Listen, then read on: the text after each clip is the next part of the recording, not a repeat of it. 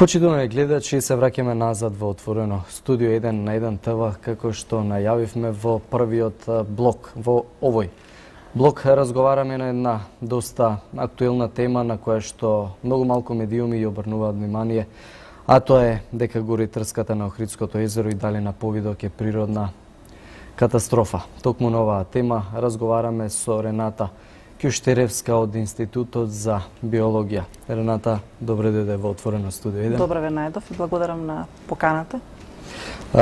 Сведоци сме дека деновиве покрај Охридското крајбрежје изгоре доста голема површина на трската во Охридското езеро. Какви последици оставува?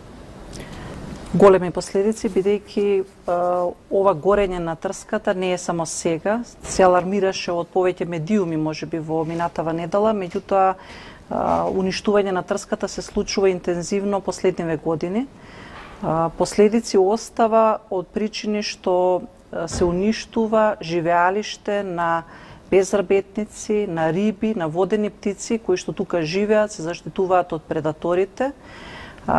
Значењето на трската е не само за живиот свет, туку представува и бафер зона, односно е зона која што го намалува штетното дејство на прекумерно користење на пестициди од околните земјоделски површини што се околу Охридското езеро, исто така со своите коренови системи, овие растенија кои што се наоѓаат во крајбрежниот регион го намалуваат ефектот на брановите, доколку не постои ќе настане ерозија и тогаш имаме дополнително негативни последици.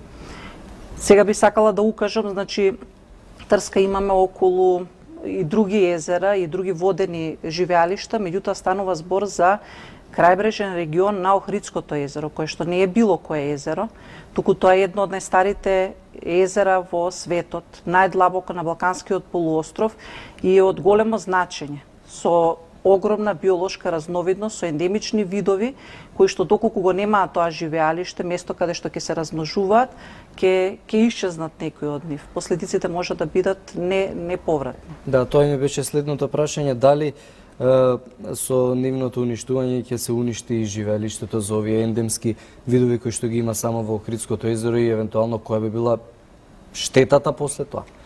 Обновувањето на тие ендемски видови не може да се обнови нешто. Такво нешто не може да се обнови, значи можеби за луѓе кои што не ја познаваат оваа проблематика ќе рече што значи еден вид помалку или повеќе, меѓутоа верувајте дека сите тие си имаат некоја улога во системот. Значи ако го нема едното, постои можност да се Точно, поврзани се во синџир за исхрана, во целокупно во живеењето на Охридското езеро. Човечкиот импакт, влијание на Охридското езеро датира од поодамна.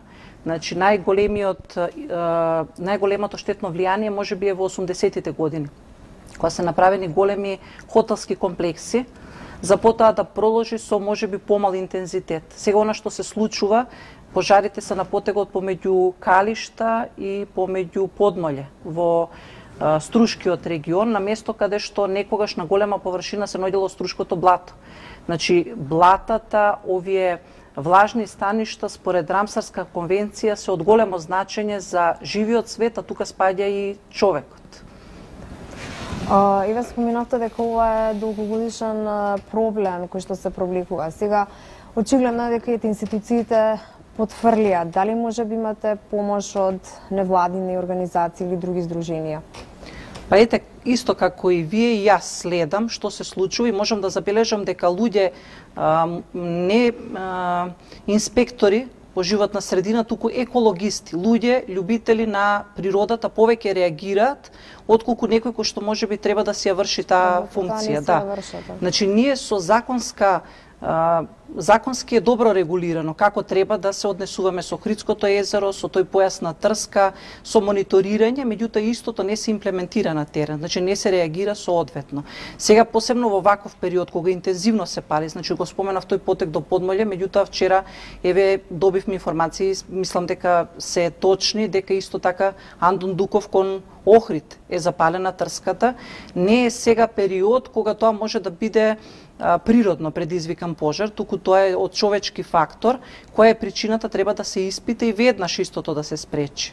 Ева, само што споменавте дека пред се чинител на палење на трските човечкиот фактор, како според вас да се зголеми свеста кај луѓето со цел да се намали ова палење на трските? Ова емисија можеби е еден начин. Значи, повеќе анимирање на стручни лица. Јас сум ботаничар, познавач на флора. Тука можеби требаше да има многу повеќе гости, да има и зоолози, да има засегнати страни од Охридското езеро, жителите кои што директно се поврзани со она што се случува таму, значи повеќе луѓе да се анимираат, прво стручни, па да ги запознаат и оние луѓе кои што можеби на обичниот човек кој што сака да појде летно време и да ужива на плажите на Охрид, трската му смета за да дојде до некоја атрактивна плажа. Меѓутоа, верувајте, ако ги нема овој појас на трска, тогаш ќе исчезне самото Охридско езеро, односно нема да биде добро за туризам и би сакала можеби некое свое лично мислење. Погрешна е стратегијата да се создава масовен туризам на Охридското езеро. Охридското езеро од непроценливо богатство за Македонија и тука треба да се развива, не знам дали можеби е доцна, меѓутоа елитен туризам. Значи не секој да може да го посети Охридското езеро. А се извинувам само што да кажам, ние имам чувство како да секоја куќа, секој можен простор се користи за да привлече туристи и да уживаат, да кажем, на Охридското езеро, меѓутоа за кратко тоа најверојатно и ќе исчезне. Не случајно туризмот на Преспанското езеро во последниве 10-20 години е замрено. Значи затоа што неконтролирано се прават некои работи. Така е, барем колку што можеме направим да се спаси, ако ништо друго, Охридското, бидејќи како што доста е уништено. Значи, вие сте сведоци дека немаме континуиран појас на трска, дисконтинуиран, имаме два големи града, имаме многу плажи атрактивни, меѓутоа вклучена сум во еден проект исто така кој што имаше добра намера, зборувам во минато, затоа што неочекувано е ова што се случува сега со палењето, за да се управува тој појас со трска. Меѓутоа, кога бевме во декември, последниот пат на терен, она што можам да кажам, јас често го посетувам Охридското езеро, посебно тие такви точки кои што се штетни, да кажам, за Охридското езеро, како што е вливот на Сатеска река или овој дел кај Калишта, кој што е доста атрактивен, очигледно за приватни сопственици да градат туристички објекти, можам да забележам дека за неколку месеци појасот на трска, оној кој што се наоѓа на копното, беше комплетно искорнат и беа направени некакви се импровизирани, како што ми кажа, кампови. Меѓутоа, тие немаат инфраструктура за кампови. Значи, беа заградени со една обична мрежа, каде што предпоставувам дека за кратко време таму се планира нешто да никне поголемо. Значи, бидејќи колегата вас праша колку време е потребно за да се обнови појасот на трска, на самата трска со палењето можеби не и треба многу време, ќе се обнови истата, иако таму се среќаваат и доста ретки реликтни растителни видови и заедници, кои што се уништени и во минатото. Проблемот е што не се размислува да се обновува трската, туку напротив да се искорне комплетно од тоа место. Споминавте дека голем дел од трската е уништена. Дали може би имате информација колкав друг дел од трската преостанува која што не е уништена? Значи, во рамки на овој проект што го кажав за управување со појасот на трска, направено е комплетно снимање на состојбата со трската во изминативе месеци. Со ова палење нормално ќе се намалат површините. Дел што е од Охридското езеро, делот кон Пештани, кон Љубаниште е релативно сочуван како појас на трска. Повеќе уништен, делот што е помеѓу Радошта, Калишта, Подмолје до Струга. Значи, она што се има случувано по Втора светска војна, каде што со канали се одводнувани овие мочуришта и онака се уништени во тој период. Со палењево сега дополнително ќе бидат уништени. Рената, го споменавте проектот во кој што учествувате, говорите за управување со трската. Како да се управува со трската? Тоест, како треба да се управува? Значи, има добра развиена методологија која што се практикува насекаде во светот. На кој начин се управува? Значи, дозволено е и сечење на трската, дури некаде и се практикува за да се подобри состојбата на некоја растителна заедница. Меѓутоа, доколку станува збор за трската која што се наоѓа во вода, сечењето е на ниво на вода, не под водата. за да не се уништат живеалиштата на животните кои што ви ги кажав. Во тој случај, она што се сече не треба да остане во водата и да се разградува, да се создадат дополнително хранливи материи, туку да се отстранат истите. Тоа е така наречена зимска сеча. Летна сеча се практикува на трската која што се наоѓа. Тоа се практикува кај на зимската сеча? Или се оставени трските сами? Не, значи едноставно нема методологија со која што се управува. Можеби ова е прв план за управување со трската на Охридското обид за управување со трската. Државата досега немала план како да управува. Точно. Јас само ќе кажам дека народот во минатото не така одамна, кога помалку едуциран бил и кога навистина имал потреба од трската затоа што ја употребувал во секојдневието. Значи Зашто? За правење на плевни, за кровови, за различни примени. Буквално во секојдневието имале потреба, не ја уништувале. Знаеле на кој начин да ја искористат. Добро ракувале со Да. Сега кога еве сме едуцирани, напротив, нормално дека палењето не е никаква метода, туку само се уништува и она што го споменав на кој начин рековте. Исто така и мониторирањето. Значи да се следи, ако евентуално на некое место се намалува површината со трска, да се види која е причината. Дали се тоа некои седименти од околината, дали е зголемено количество на хранливи материи и така натаму. Пак ќе кажам, во рамки на овој проект беше планирано извиднички одред од струга кои што имаат добра опрема да бидат едуцирани и да ја следат состојбата во баш на ова подрачје кое што сега се случуваат пожарите, но понатаму во кој правец ќе се одвива следењето после сите интервенции кои што се направени од човекот не ми е познат. Го споменавме импактот кој што може да го има кој што го има трската врз живиот свет, меѓутоа кој е импактот врз жителите на Охрид доколку ја нема трската?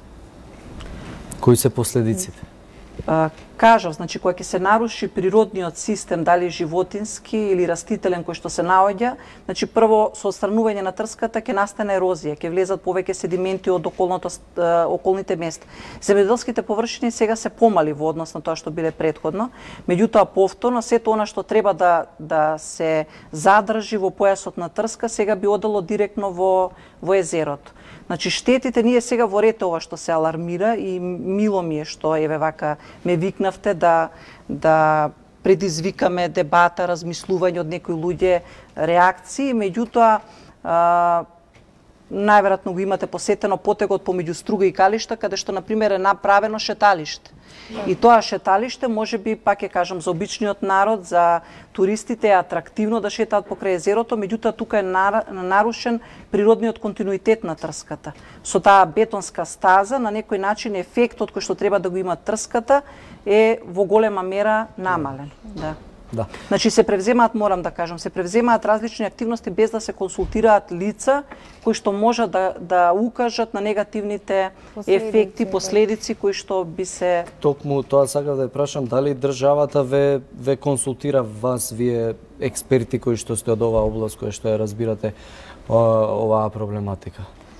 Јас можам да кажам лично за себе, до сега не сум консултирана. Значи, овој проект што го спомнувам е преку UNDP, прв пат сум вклучена во некакви активности поврзани со самиот појас на трска, инаку сме учествувале во проекти за Охридското езеро, меѓутоа повеќе од научен аспект.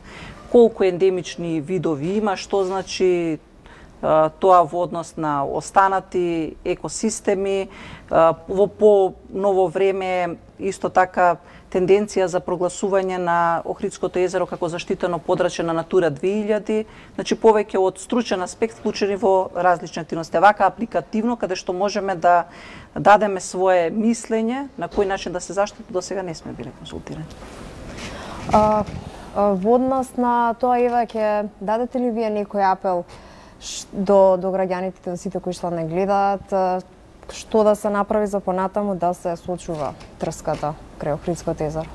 Прво, да се алармира веднаш ако се види. Палењето можеби не може да се види затоа што трае кратко, меѓутоа доколку се види дека некој сече, сигурно. И друга работа што надлежно е, претпоставува Министерство за животна средина, да пратат повеќе луѓе кои што ќе бидат на терен овој период.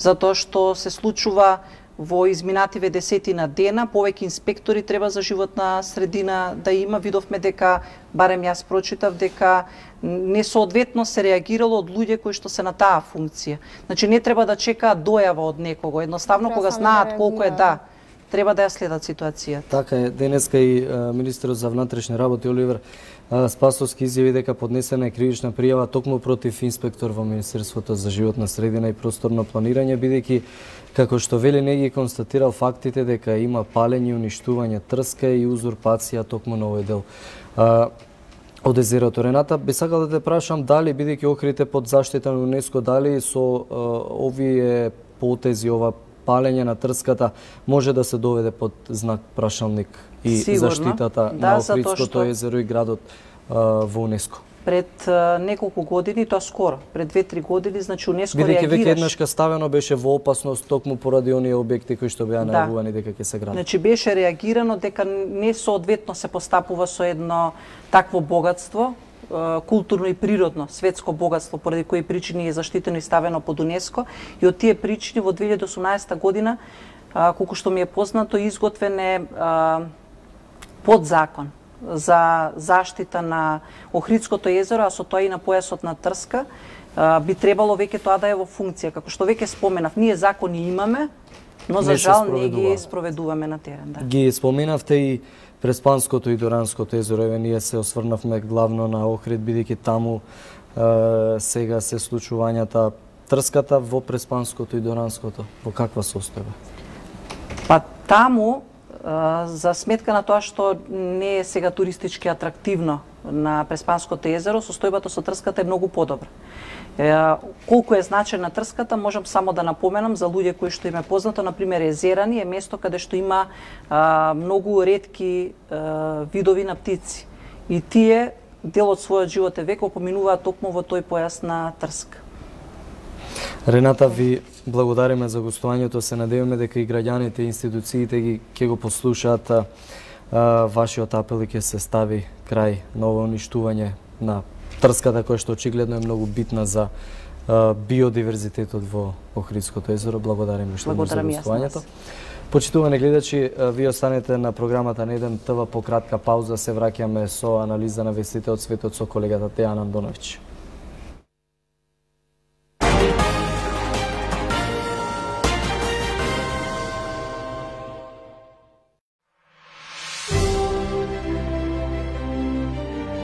Среќен роден ден, 1 ТВ.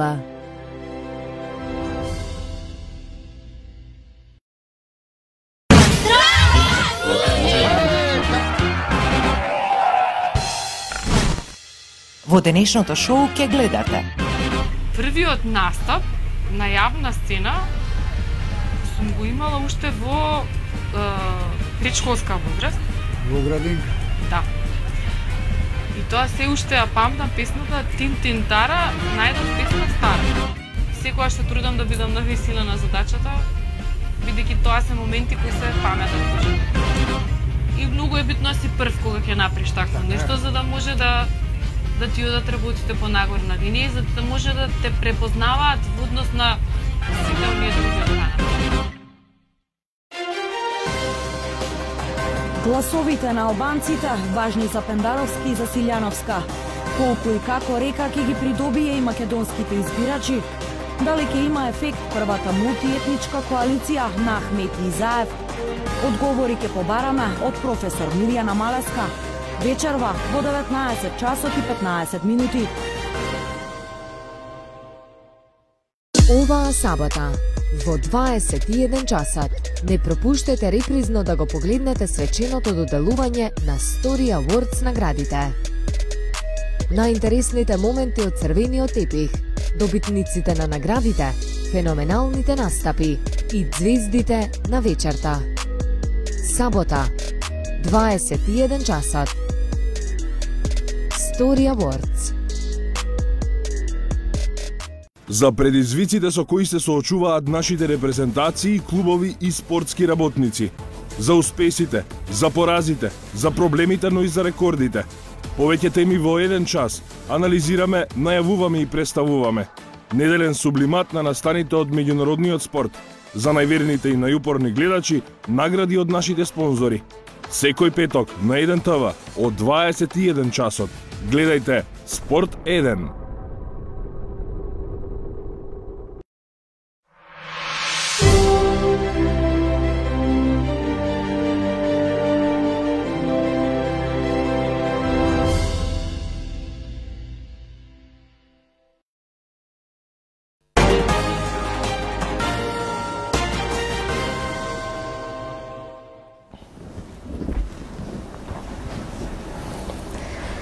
По кратка пауза се враќаме повторно во отворено студио 1, а како секој ден така и денес наш редовен гостин со кој што ќе ги анализираме вестите од светот е токму колегата Дејан Андоновиќ. Добар ден и добро ни дојде повторно во отвореното студио 1. Како и секогаш во 20 за 4. Така, во редовниот термин.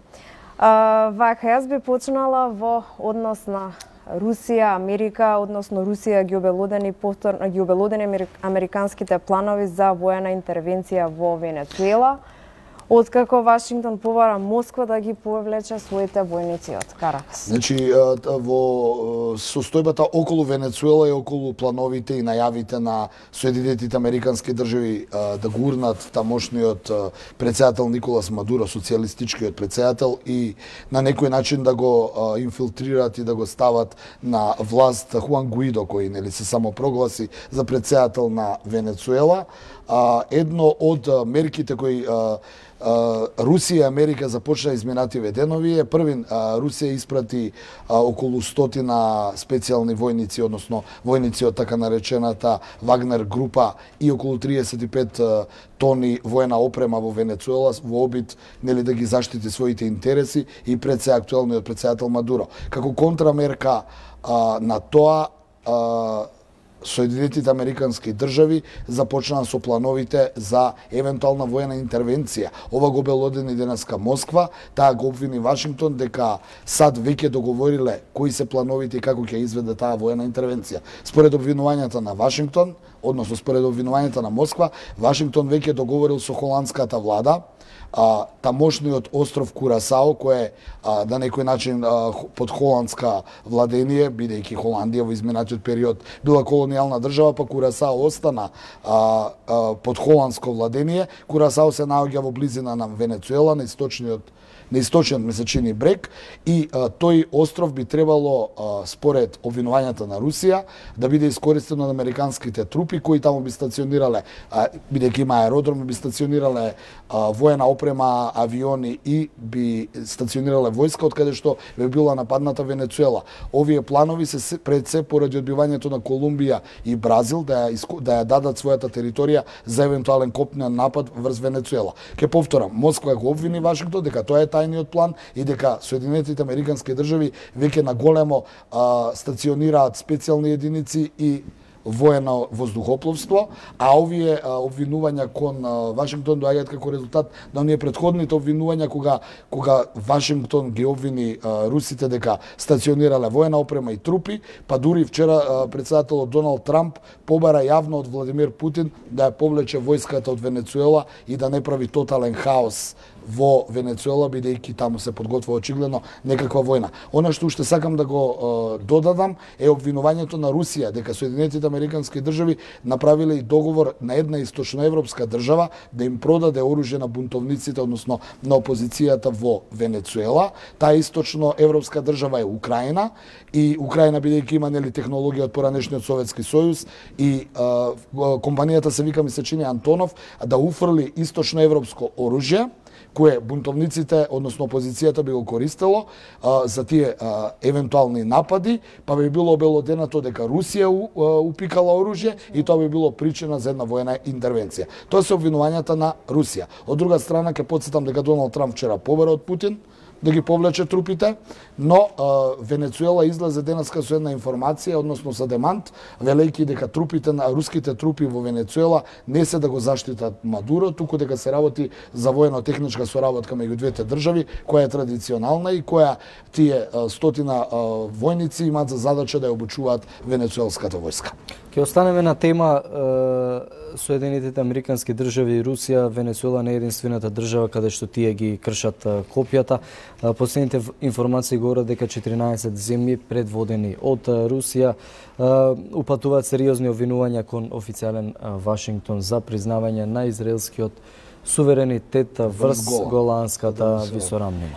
Откако Доналд Трамп го направи тој, ми се чини, дипломатски светски преседан и окупираната територија од страна на Израел, односно таа Голанска висорамнина беше до 1967 година под беше сириска територија во арапско-израелската армија.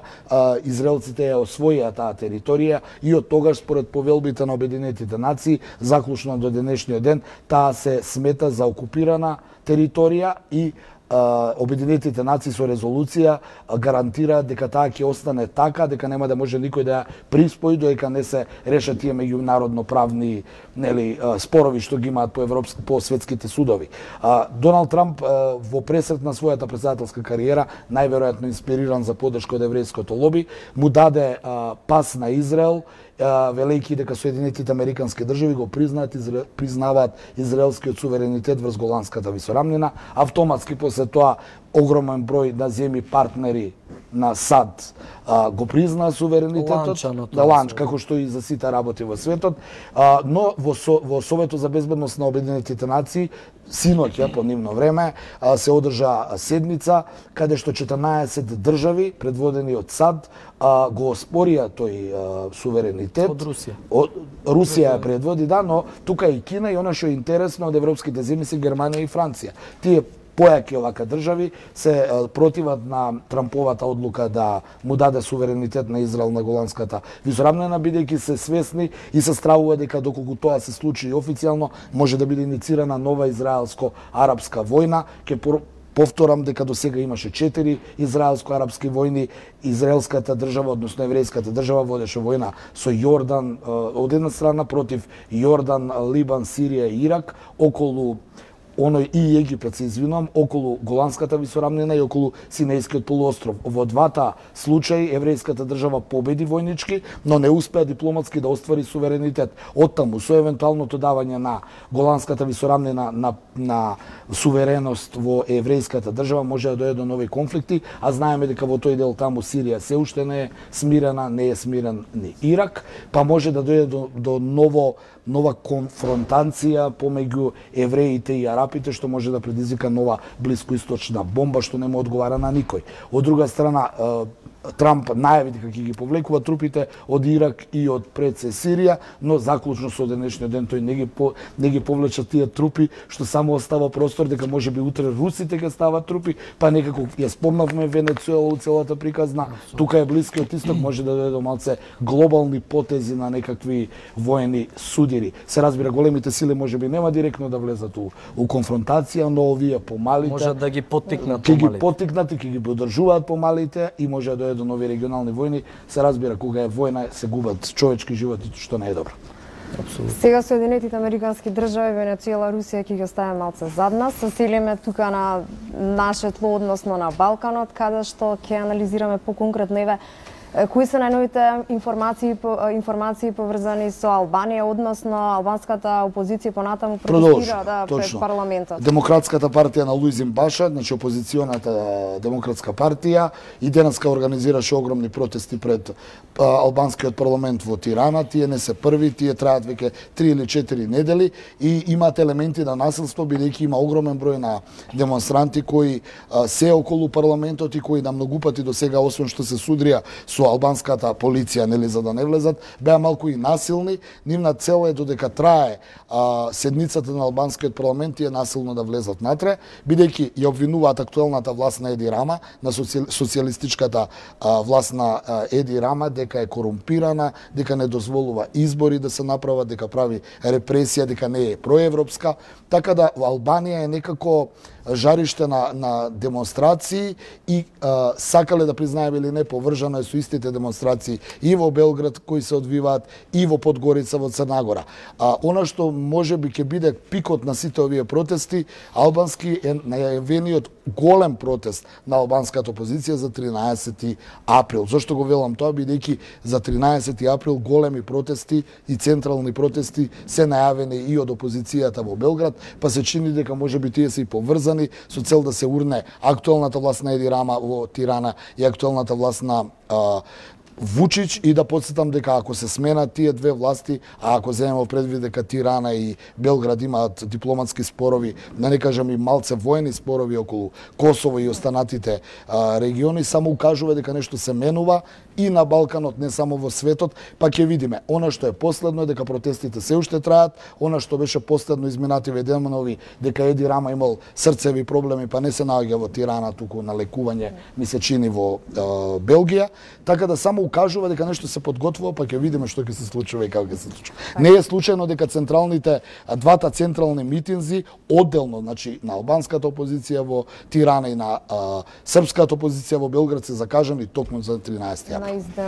Дејан, одамна не сме ја споменале состојбата околу областа Кашмир, Индија и Пакистан, таму сега ги кршат копијата. Минатиот период имаше доста тензии, па и воени интервенции од една на друга страна, имаше и жртви.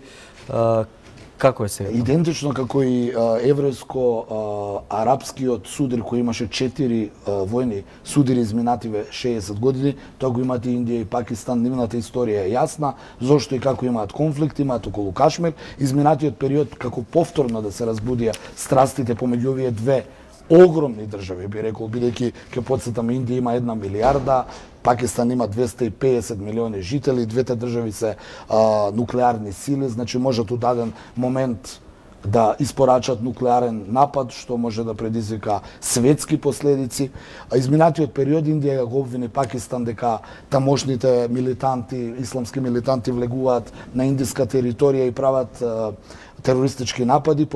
Во последниот беа убиени 40 индиски војници, што е огромна бројка за наши европски гледања. 40 војници на една армија да се губат во војни судири, а не во терористички напад.